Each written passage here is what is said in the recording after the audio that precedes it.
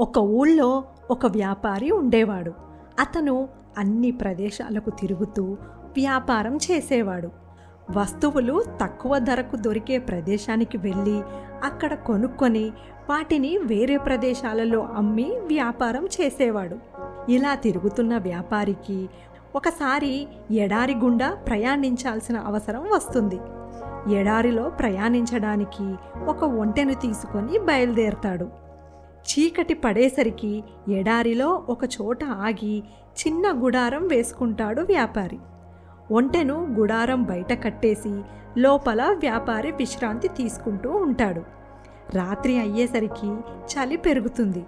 గుడారం బయట చలిలో ఉన్న ఒంటెను చూసి వ్యాపారికి జాలి కలుగుతుంది. పాపం, చలిలో ఒంటె బయటే ఉండిపోయింది. పోనీ లోపలికి రానిద్దామంటే ఇంత చిన్న గుడారంలో ఇద్దరం పట్టము. పోనీలే, కనీసం దాని తల అయినా గుడారం లోపల పెట్టుకోమని చెబుతాను అని అనుకుంటాడు వ్యాపారి. ఒంటెను తన తల గుడారం లోపల పెట్టుకోమని వ్యాపారి చెప్పగా అది చక్కగా లోపల పెట్టుకొని పడుకుంటుంది. కాసేపటికి బయట చలిగా ఉంది, మెడ కూడా లోపల పెట్టుకుంటాను అని అంటుంది ఒంటె. సరే అని వ్యాపారి ఒప్పుకుంటాడు. కాస్త సమయం గడిచాక చలి ఎక్కువ అయ్యింది, ముందు కాళ్ళు లోపల పెట్టుకుంటాను అని అంటుంది ఒంటె.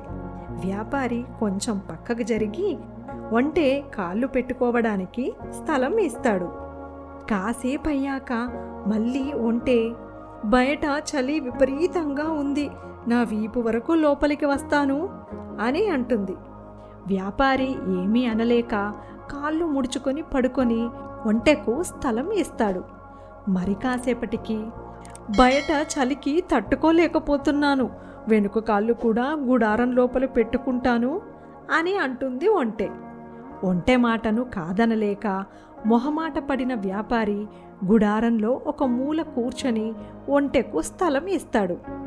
ఇంకొద్దిసేపు ఆగిన తరువాత, ఎలాగూ ఇంతవరకు లోపలికి వచ్చాను కదా, ఇంకా వెనుక భాగం మాత్రం బయట ఎందుకు, మొత్తం లోపలికి వచ్చేస్తాను అని అన్న ఒంటె వ్యాపారి సమాధానం కోసం చూడకుండానే లోపలికి వచ్చేస్తుంది. గుడారం లోపల స్థలం లేక వ్యాపారి బయటకు వచ్చి పడుకుంటాడు. రాత్రంతా చలికి వణుకుతూ అలాగే ఉండిపోతాడు వ్యాపారి. పోనీలెమ్మని కొంచెం లోపలికి రమ్మని అంటే ఒంటె తననే బయటకు వెళ్ళేలా చేసిందని, తను కూడా ఏమీ అనలేక మొహమాట పడడం వల్ల ఇబ్బంది పడాల్సి వచ్చిందని వ్యాపారి తెలుసుకుంటాడు. ఆ రోజు నుండి వ్యాపారంలోనైనా మాట్లాడాల్సిన విషయంలోనైనా మొహమాట పడకుండా ఉండడం నేర్చుకుంటాడు వ్యాపారి.